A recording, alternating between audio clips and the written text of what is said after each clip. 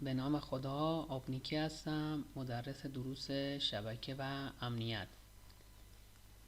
خب با یکی دیگه از آموزش‌های کاربردی و مفهومی به اصطلاح مباحث دنیای آیتی در خدمتتون هستم.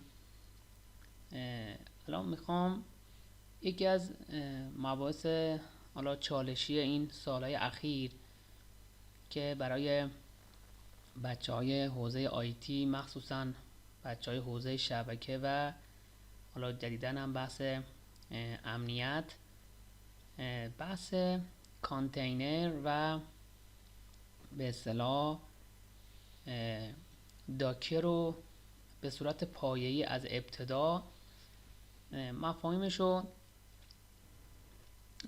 خدمتتون بگم و امیدوارم که حالا بتونم اینو مفاهیم رو به صورت ابتدایی و مقاله خودمون قابل فهم و خیلی ساده منتقل کنم. خب ببین داستان از چی شروع میشه یا اصلا از کجا شروع شده. ببین اگه خاطرتون باشه روال سنتی پیاده سازی برنامه ها و حالا نرم افزارها و سرویس ها تو دنیای شبکه از حالا 30-40 سال پیش به این ور به چه صورت بوده. اول که تمام برنامه ها و یه دونه سیستم عامل داخل یه سرور فیزیکی نصب می شده. مثلا 30 سال پیش 40 سال پیش شما یه دونه ویندوز سرور داشتید، حالا یا مایکروسافتی یا لینوکسی، یه سیستم عامل روش نصب می کردید. بعد روی اون سیستم عامل، یعنی یه تک او اس، تمام مثلا منابع سخت افزاری اون کیس و حالا رم و سی پی یو و هارد در اختیار میگیره. بعد شما مثلا اپلیکیشن هاتون رو مثلا مثل SQL سرور یا مثلا مثل فرض کن آپاچه یا مثلا برنامه های دیگه که مثلا به درد سرورتون میخورد، یا حالا مثلا برنامه های اتوماسیون، هر چی که رو همون سرور نصب میکردید. بعد اگر شما احتیاج داشتید که مثلا 2 تا سرور داخل شبکه باشه، مثلا یه دونه فرض کنید اکتیو دایرکتوری هم داشته باشید، یه دونه دی سی باشه، یا مثلا اسکیول سرورتون جدا باشه، یا مباحث از این دست، شما تعداد سروراتون فیزیکی باید زیاد میشد. مثلا شما 10 تا سرور اگر میخواستید راه اندازی کنید، 10 تا او اس مختلف رو 10 تا سرور فیزیکی، حالا سرورهای مختلف، حالا دل و اچ پی و نمیدونم به اصطلاح حالا برندهای دیگه، باید میخریدید تو اتاق سرور تو رکتون نصب میکردید و این 10 تا سرور رو مجزا راه اندازی میکردید. خب این نصر از راه اندازی بحث سرویس ها و سرورها کم کم به دلیل حالا هم افزایش قیمت سرورها، هم بحث پرفورمنس، هم مشکلات بکاپ و ریستور و حالا موارد از این قبیل، این تقریبا رو به حالا منسوخی به اصطلاح رفت، یا میتونم بگم تو شبکه کوچیک‌تر اینجوری بگم استفاده شد. توی شبکه ها با رشد فناوری مجازی سازی و بحث ویرچوالایزیشن، همونجوری که میدونید اومدن تعداد سرورهای فیزیکی شبکه رو کم کردن. یعنی چی؟ یعنی مثلا شما اگه 10 تا سرور میخواستید راه اندازی کنید که رو هر کدوم هم حالا چند تا سرویس کاربردی شبکه و بحث آیتی تون میخواست راه اندازی بشه، اینا اومدن رو عوضی که رو 10 تا سرور فیزیکی راه اندازی بشه، مثلا رو یه دونه سرور فیزیکی بود، یا رو 2 تا سرور مثلا فیزیکی جداگونه که حالا این دوتا رو هم فرض کن با هم دیگه میکردن داخل یک کلاستر یا اچ ای میکردن، در نهایت میشد یه سرور فیزیکی انگار. خب این حالت، این مدل چه مدلی بود؟ این مدل اگه تو این شکل نگاه کنید، مدل مثلا فناوریایی بتونم بگم از 20 سال پیش به این ور، حالا 15 سال پیش بودن به این ور، که سمت چپ اگه شما نگاه کنید یه سرور فیزیکی حالا میخریدیم که اینجا حالا تو بحث مجازی سازی بهش هاست هم میگن، یعنی میزبان. یه سیستم عامل روش نصب میکردیم، حالا ویندوزی یا لینوکسی. بعد یه نرم افزار حالا به اسم هایپروایزور، که حالا هایپروایزور هم دو نسل بودن، نسل 1 و 2 که حالا نمیخوایم اینجا زیاد داخل بحث مجازی سازی بریم، که حالا تو بعضی موقع میتونست همین سیستم عامل حالا هاست او اس و هایپروایزور مثلا یه دونه باشه، مثلا مثل ESXi یا مثلا هایپر به اصطلاح وی مایکروسافت تو به اصطلاح سرور کورش. حالا در نهایت تک تک اون سیستم عاملای سرورها که بهش میگن بحث گست، مثلا دو تا تو این شکل مثلا سرور مثلا مایکروسافتی داریم، یا مثلا یه دونه مایکروسافت، یه گست یک، یه گست دو، روی اون هایپروایزور نصب می‌کردیم. بعد اون نرم افزارها مثلا اپلیکیشن ها حالا هر چی که بودن و داخل اون به اصطلاح گست او اس، که حالا کلا به این ساختار هر سیستم عامل گست با اون اپلیکیشن هاش اینا کلا میگن وی ام یا ویرچوال ماشین، که تو این شکل ما مثلا دو تا وی ام داریم، یعنی دو تا وی ام داخل یه دونه، یعنی برای یه هایپروایزور و داخل یه سرور فیزیکی یا داخل یه هاست. خب این به اصطلاح مشکل رو به اصطلاح تا حدی حل کرد، مشکل اون بحث‌های پرفورمنس و بحث‌های سرور فیزیکی، کاهش سرور فیزیکی رو حل کرد و این حالا شد اون مثلا بگم 10 سال پیش یا 15 سال پیش داستان مثلا حالا تاپ تکنولوژی و بحث خیلی روز دنیا. حالا به مرور توی دیتا سنترهای بزرگ و سرورهای بزرگ، مخصوصا تو سرورهایی که دارن کلود کار میکنن یا تعداد اپلیکیشن هاشون خیلی زیاده و پرفورمنس سرور فیزیکی به شدت براشون اهمیت داره و بحث هم امنیت هم سرعت پیاده سازی اپلیکیشن ها و بحث ایزولاسیونشون خیلی مطرح شد. خب یه ایده مطرح شد، یه ایده استارتاپی که در ادامه میگم، یکی از حالا مثلا متخصصین حوزه آیتی این ایده رو تقریبا هولوش فکر کنم سال 2010 2011 بوده. حالا توی در ادامه من اینو براتون نشون میدم که دقیقاً کی بوده و حالا تیمش چی کار کردن. اومدن گفتن ما بیاین که اصلا این ایده هم به آخرش به داکر ختم شد. حالا در ادامه من اینو خدمتتون میگم. گفتم یه کاری کنین. گفتم ببینید ما بیایم این هایپروایزور رو حذفش کنیم، یعنی اون برنامه، یعنی نرم افزار یا اون حالا اون لایه‌ای که بین اون وی ام بود و سیستم عامل حالا خواست. گفتم یه حذفش کنیم، به جاش از نرم افزار یا حالا پلتفرم داکر استفاده کنیم. خب حالا این چه فرقی میکنه؟ یعنی داکر با هایپروایزور چه فرقی میکنه؟ یعنی چی اومدن؟ یعنی چه مزیتی داشت؟ بزرگترین مزیت اینه که شما دیگه نیازی ندارید به اصطلاح اون وی ام، اولی که اون مثلا ویرچوال ماشین ساختارش تبدیل شد به کانتینر، یا حالا به لفظ فارسی حالا خودمون حالا از قدیم هم حالا مثلا اصطلاحشو میگفتن همون کانتینر. حالا کانتینر البته اصطلاح فارسیه، اصل انگلیسیش کانتینره، یعنی نگهدارنده یا یه چیزی که حالا یه چیزی داره نگه میداره، اینجوری بگیم بهتره. یکی از لایه‌های این ویرچوال ماشین کم شد، یعنی یکی از لایه‌ها که اون سیستم عامل گست بود.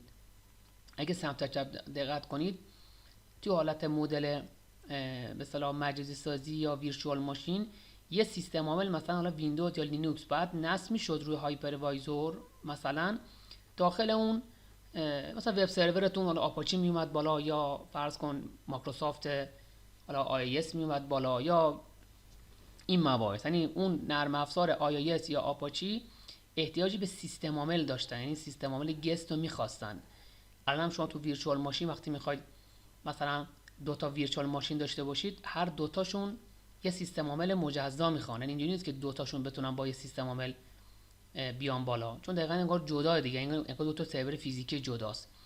اما تو این بحث ایده استارتاپی که حالا این تیم و این شخص داد، گفت آقا ما یه کاری کنیم، اصلا نرم افزار، یعنی مثلا فرض کن همون آیایس یا آپاچی یا فرض کنید اسکیول سرور دیگه نیازی نداشته باشه برای راه اندازیش خب به سیستم عامل.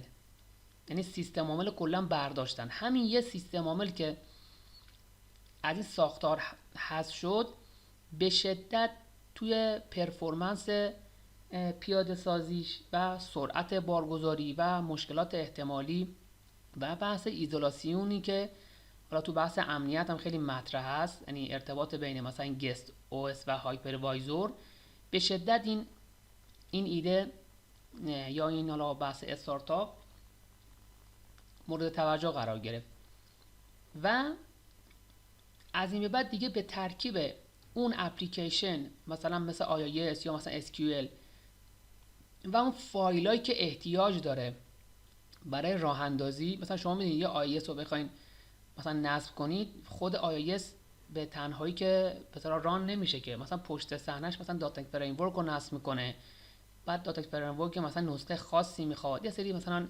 پلاگینا و یه سری به طرح ریکوایرمنت هایی داره نظر نرم افزاری، اونا همش با هم داخل یک کانتینر به اصطلاح جا داده شد. یعنی چی؟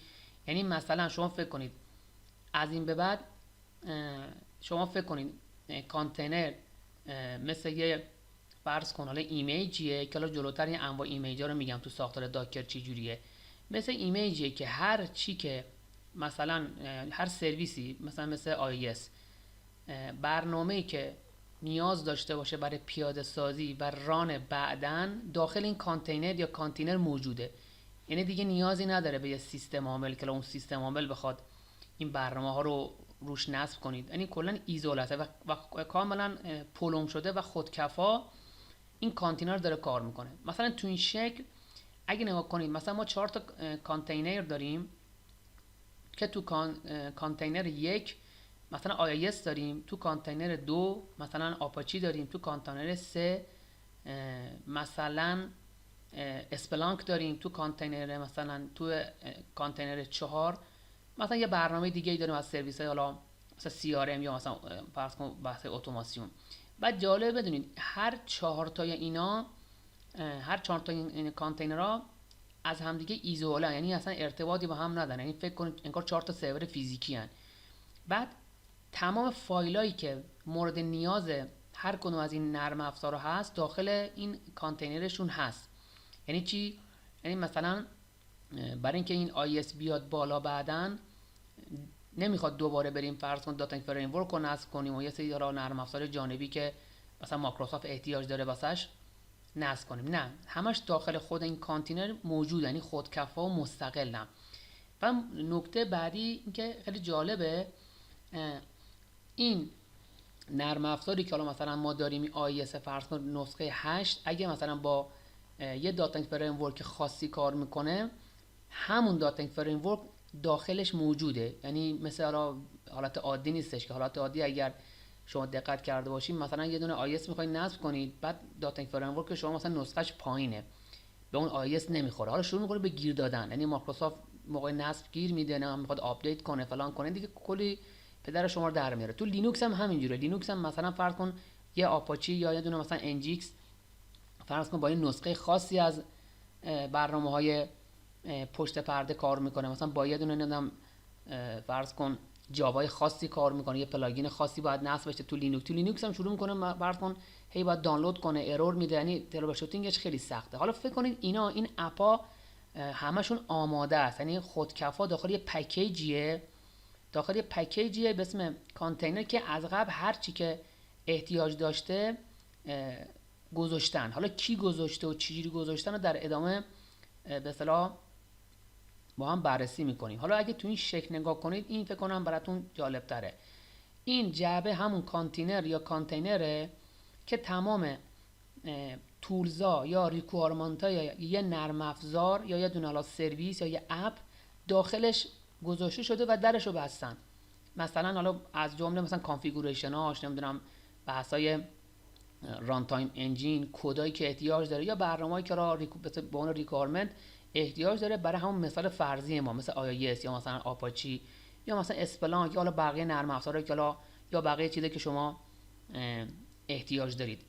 خب پس ببین قسمت اول خواستم براتون این نکته رو جا بندازم که اصلا این بحث VM یعنی ویرچوال ماشینی که ما تو ساختار فعلی داریم یا ساختار قبلی حالا با بحث کانتینر چه فرقی میکنه و کانتینر چه مزیت‌های بسیار زیادی نسبت به ویرچوال ماشین داره که یه بار دیگه بخوام بگم بحث سرعتش، خودکفا بودن و مستقل بودنش، بحث اینه که هر چیزی، هر برنامه‌ای، هر سرویسی، هر ریکوایرمنتی که احتیاج داشته باشه برای رانش، حالا غیر از بحث سخت افزاری که حالا این لایه پایین‌تره، داخل خود اون کانتینر موجوده، یعنی بسته‌بندی شده و آماده ران شدنه.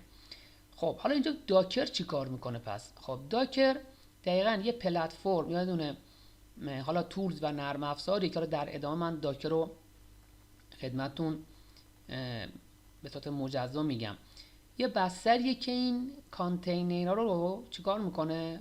ران میکنه.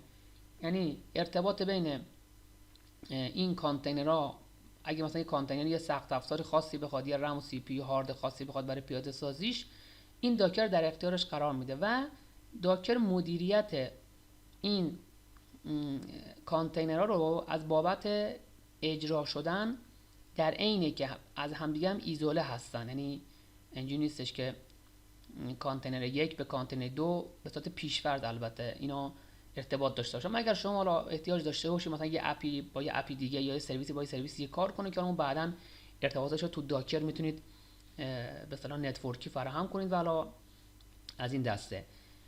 این به این صورته. و نکته پایانی در زمینه کانتینر که کانتینر همون جوری که اسمش روشه مثل یک کانتینر قابل جابجاییه، یعنی شما راحت میتونید این کانتینر رو از یه حالا به اصطلاح سرور یا به اصطلاح هاست به یه سرور دیگه به یه جای دیگه منتقل کنید. یعنی اگر مثل حالت عادی نیستش که شما یه نرم افزاری رو اگه مثلا ویندوزش آپدیت بشه یا مشکل پیدا بکنه اون نرم افزار هم دیگه کار نمیکنه، اینجوری نیست. یعنی اینا استقلالش کاملا از این هاست او اس که هستش کاملا مثلا مجزا و قابل انتقال هم هست و همونجوری که تو تصاویر هم میبینید معمولا این یه نهنگه، حالا میخوان اینجا مثلا داکر رو به اصطلاح شبیه سازی کنن، یه نهنگی که روش پر کانتینره، این راحت همونجوری که نهنگ تو دریا راحت میتونه مثلا حرکت کنه و بدون اینکه بخواد به جایی وابسته باشه،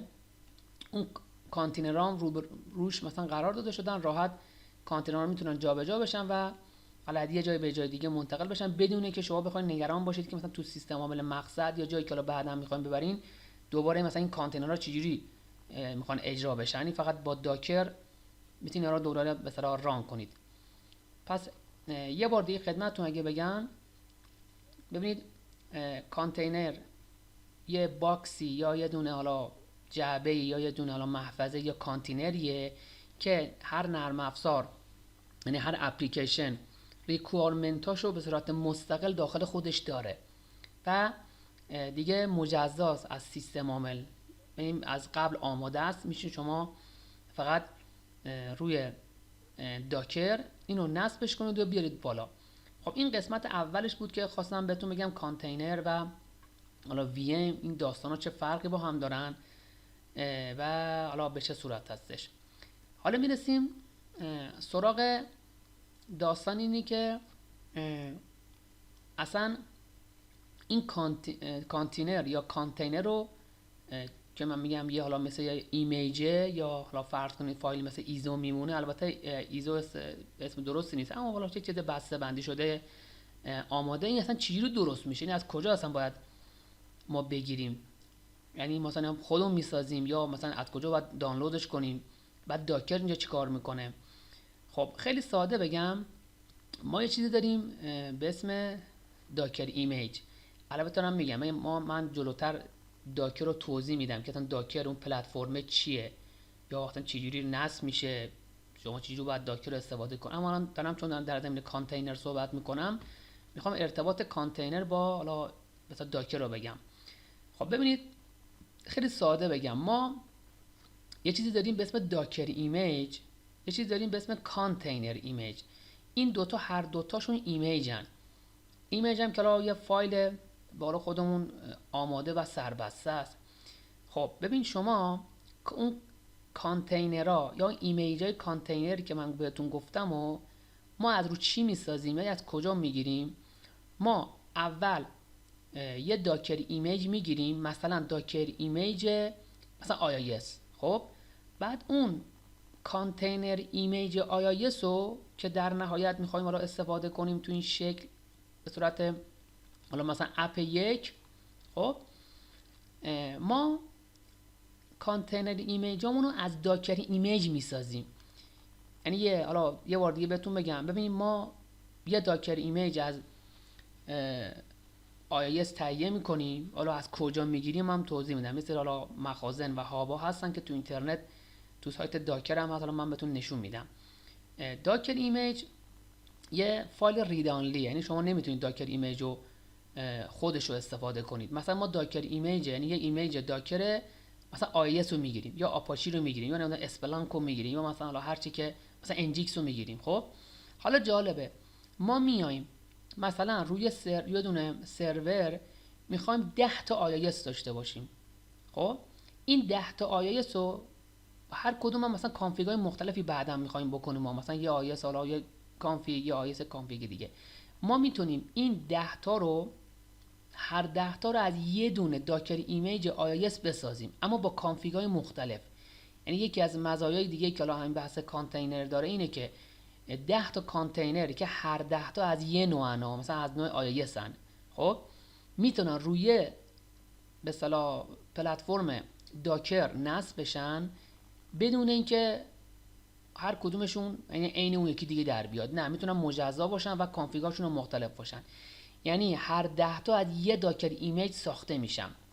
خب پس داکر ایمیج یه ایمیج رفرنس برای ما یا ایمیج مادره که ما از رو این میتونیم اون کانتینر ایمیج رو بسازیم. حالا پروسه ساختشو من الان نمیخوام واردش بشم چون باید داکر رو اول بگم بعد بگم چجوری این کار انجام میدیم. پس ببینید یه دونه داکر ایمیج از یه سرویسی ما میگیریم، از روش میتونیم کانتینر ایمیج رو بسازیم. حالا یا یه دونه بسازیم اگه مثلا تو سناریومون یه دونه مثلا از اون اپ خواستیم، یا مثلا 100 تا 1000 تا 200 تا بسازیم.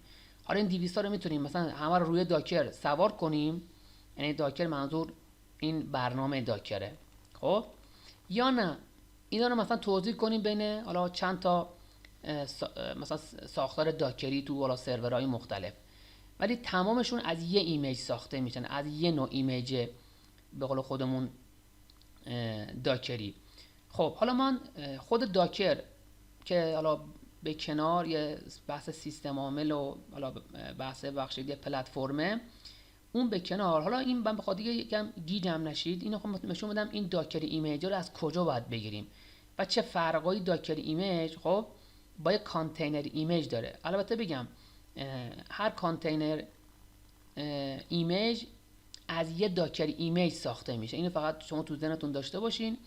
و به خاطر اینکه یه حالا در حد کوچیکم یه چیزی بهتون نشون بدم تا بعد وارد بحث خود داکر بشم. مثلا نگاه کنید اون داکر ایمیج کجاست، یعنی کجا قرار داره یا از کجا باید اون ایمیج داکر رو ما بگیریم که بعد ازش مثلا کانتینرها رو بتونیم به صورت حالا هر کدوم یونیک بسازیم. ببین یه سری حالا مخازن وجود داره، یه سری هابا وجود داره که از اینا جلوتر تو ساختار داکر میگم که بهش رجیستری هم میگن. نگاه کنید مثلا نمونهش این برای اسپلانکه. شما مثلا میتونید برای فایل برای اون مثلا برای پروژهتون یه جا میخواین اسپلانک نصب کنید، حالا اسپلانک رو میخواین به صورت کانتینری نصبش کنید. خب اول باید شما یه ایمیج داکری از اسپلانک رو دانلود کنید تو این بانک داکر هاب یا این بانک ایمیج های داکر. مثلا این نشون میده مثلا 500 میلیون بار دانلود شده. حالا طریق نصبش کاری نداریم. این طریق نصبش یعنی چی؟ یعنی شما این داکر رو که اول اینو دانلود میکنی یه فایل، حالا مثلا حدود مثلا فرض کن حجمش مثلا 2 گیگه. خب این یه فایل ریدانلیه که بعدش به تعداد مورد نظر اگه نرم افزار اسپلانک رو میخواین نصب کنید از روش چی نصب میکنین؟ ایمیجای مختلف از مثلا اسپلانک که چی میشن؟ میشه کانتینر ایمیج. مثلا شما همون تو مثال آیس رو میخواین به صورت کانتینری نصب کنید. وقتی کانتینر میخواین نصب کنید اول باید ایمیجش رو دانلود کنید که این ایمیج میشه همون داکر ایمیج. مثلا ویندوز آیس حتی جالب نسخه های مختلفش هم حالا اینجا میتونید داشته باشه. مثلا میگه 10 میلیون بار این دانلود شده. خب این طریقه حالا دانلودش هستش که ما فعلا کاری باشه نداریم. بعد که اینو دانلودش کردید این چی میشه؟ میشه داکر ایمیج.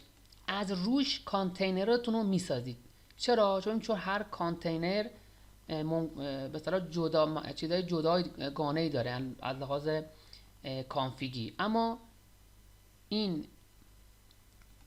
ایمیج داکر یه دونه بیشتر نیست. یعنی یه دونه داکر مثلا ایمیج ما داریم، از روش میتونیم 10 تا کانتینر بسازیم که هر کدوم مثلا بعداً کانفیگ‌های مختلفی داره که الان نمیخوام زیاد قسمت اول بحثو سنگینش کنم. حالا به خاطر به عنوان آخرین مطلب اینجا بخوام خدمتتون بگم، ببین چه فرقی بین یه داکر ایمیج وجود داره و یه داکر کانتینر. جفتشون یه نوع ایمیجن، اما این تفاوتش به این صورته که داکر ایمیج اصلیه، یعنی اون ایمیج اصلی یه سرویسه، یه دونه اپه، مثلا داکر ایمیج آیس، داکر ایمیج مثلا آپاچه، داکر ایمیج مثلا اسپلانک، داکر ایمیج مثلا انجیکس. خب این اینجوریه. اما داکر کانتینر یه نسخه ای، یعنی یه نسخه ای از داکر ایمیجه. خب بعد داکر ایمیج قابل ادیت نیست، یعنی ریدانلیه فقط، اما داکر کانتینر رو که از روش میسازن بعدا رایتبله. چرا؟ چون مثلا ما یه آیس از یه داکر ایمیج میسازیم، بعد اون موقع خودمون بعدا مثلا میریم داخلش کانفیگش میکنیم، بعد همون لحظه هم دوباره میتونیم یه دونه آیس دیگه ای از همون یه دونه رفرنس داکر ایمیجی که دانلود کردیم بسازیم که الان اونم تنظیماتش مختلفه. خب بعد نکته اینه که داکر ایمیج به صورت مستقل خودش وجود داره، یعنی شما میتونید دانلودش کنید، یعنی از اون حالا مخازن داکر دانلود کنید. اما داکر کانتینر حتما باید از یک ایمیج ساخته بشه. از این ایمیج چی؟ از این ایمیج داکری. خب این داستان رو شما داشته باشید. ولی در نهایت اونی که ران میشه و استفاده میشه چیه؟ داکر کانتینره. حواستون باشه داکر کانتینر در نهایت اجرا میشه و استفاده میشه. خب نکته بعدی اینه که داکر ایمیج رو از کجا باید بگیریم یا دانلودش کنیم یا به قول خودم در اختیار قرار بدیم؟ از یه سری مخازن یا هابا یا رجیستریا که اینا دو نوعن، یا مخازن پرایوت داریم یا پابلیک داریم که حالا فرقشون چه؟ فرقشون که پابلیک در اختیار همه است. مثلا مثل گیت هاب دیدید کل یه سری حالا فایل ریسورس میذاره، اونو هر کس میتونه بر خودش درست کنه یا درست شده هستن تو اینترنت قابل انتشاره. اما پرایوت ها معمولا کمپانی‌ها بر خودشون درست میکنن. مثلا یکی برای خودش یه داکر ایمیج درست میکنه، مثلا آیس خاص خودش یا مثلا نسخه‌های دیگه که این قابل انتشار نیست، حالا به دلایل امنیتی معمولا پرایوت شخصیه. که اون پابلیکا مشکل آسیب پذیری هم دارن، یعنی خیلی هاشون ممکنه شما نصب بکنید، یعنی اون ایمیج رفرنس داکر رو بگیرید، بعد که ازش کانتینر میسازید امکان داره توش اونجا کدای مخرب باشه و مرکز حساس معمولا سراغ داکر ایمیجای پابلیک نمیرن، یا حالا با یه سری ملاحظات امنیتی باید این کار انجام بدم. پس این داستان اینه که اینم مقایسه. و نکته آخر اینه که داکر ایمیج از یه سرویسی، حالا البته بنا به نسخه دیگه، مثلا ممکن نسخه خاصی از آیس باشه یا هر چیزی، یه دونه بیشتر نیست، یعنی یه بار بیشتر ساخته نمیشه، اما به تعداد دلخواه از اون یه دونه شما میتونید کانتینر برای خودتون بسازید. یعنی چندین مثلا کانتینر ایمیج ما میتونیم از یه دونه داکر ایمیج بسازیم. حالا این قسمت اول مباحثم خواستم خدمتتون بگم و در نهایت این شکل رو الان دیگه میتونم براتون یه توضیح بدم که دقیقا چی هستش. ببین پس ما یه داکر ایمیجی دانلود میکنیم، حالا بستگی به اون سرویسی که میخواین، اون اپی که میخواین. خب بعد حالا یا از داکر هابا دانلود میکنیم، یعنی یه سری به اصطلاح ریپوزیتوری یا هم مخزنایی هستن که یا پرایوت یا پابلیکه.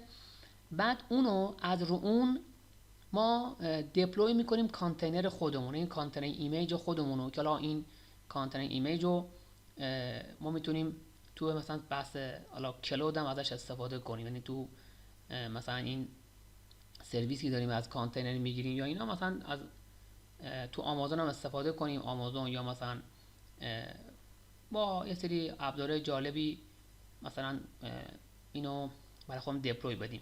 بعد نکته بعدی اینه که یه داکر ایمیج رو وقتی که ما میخوایم بسازیم، یعنی یه داکر ایمیجی که ما حالا دانلود کردیم از روش کانتینر ایمیج میخوایم بسازیم، با یه داکر فایل تقریبا اونو میسازن یا بیلدش میکنن. یعنی اینجوری بگم، داکر ایمیج وقتی که میخواد کانتینر ایمیج رو بسازه، داکر فایل یه فایل حالا خیلی ساده متنیه که دقیقاً به این داکر ایمیج میگه که از رو شما وقتی میخوام مثلا این آیس رو بسازم با این تنظیمات میسازن. یعنی با اون داکر فایل یه جوری اون کانتینر ایمیج رو یونیکش میکنن. حالا ممکنه میگم 100 تا 200 تا شما بخواید کانتینر ایمیج بسازید از یه داکر ایمیج ها، اما خب با داکر فایل شما میتونید این دقیقاً کانتینر فایل رو، این کانتینر حالا ایمیج نهایی رو میتونید بسازید که حالا این شکل رو بهتر میفهمید. یه دونه مثلا کانتینر ساخته میشه از روی داکر ایمیج که بعد که نهایتا ساخته شد میشه کانتینر ایمیج. بعد ران میشه. ران رو چی میشه؟ رو اون پلتفرم داکر میشه که داکر رو در ادامه من توضیح میدم که چی هستش. فقط قسمت اول صحبتم خواستم این مباحث ابتدایی رو بهتون فهمونده باشم که الان شما ببین این رو باید در پایین صحبت من فهمیده باشید و به قول خودمون قاطی نکرده باشید. یه دونه داکر داریم. این داکر اصلا هیچ ربطی به اون بحث داکر ایمیج و این داستانا نداره. این داکر یه پلتفرم اوپن سورس برای این پیاده سازی این کانتینرها. این یه قسمت. یه دونه کانتینر داریم که کانتینر چیه؟ کانتینر مدل خیلی جمع و جوری از یک برنامه یا اپی هستش که دیگه به سیستم عاملی وابسته نیست در مقایسه با مدل حالا ویرچوال ماشین. حالا نکته اینه که این داکر که خودش این چجوری اصلا این چجوری نصبش باید بکنید و انواع و اقسامش به کنار، خود این کانتینر از یه مفهومی به اسم داکر ایمیج ساخته میشه که داکر ایمیج رو شما از یه تنی سایت ها و هابایی که رو نشون دادم، مخصوصا اون هاب خود داکر، شما باید دانلود کنید. بعد با یه دونه داکر فایل میایین چیکار میکنید؟ اینو تبدیلش میکنید به کانتینر ایمیج.